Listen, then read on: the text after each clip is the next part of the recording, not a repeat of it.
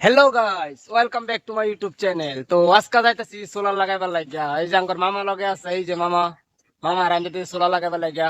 তো ভিডিওটা দেখতে তো হই। চল আরেকটা কথা, আইনারা বাবার ফারুন যে হ্যাঁ সোলারও লাগা আবার দোহানত হ্যাঁ।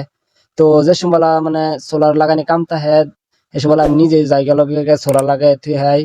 আর এই জায়গাটা কেটা কেটা চিনুন, কমেন্ট করে জানাবেন এই জায়গাটা কই আছে আর আগে কি আছিন। तू समझा? हाँ।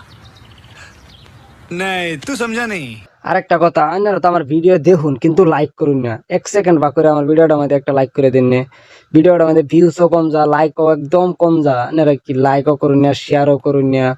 তো এটা আমার ছোট ভাই বলে একটু সাপোর্ট করুন আমার আপনারা। আর এই দেখুন বিজেপির মিটিং গেছে, মোদি আইব বলে।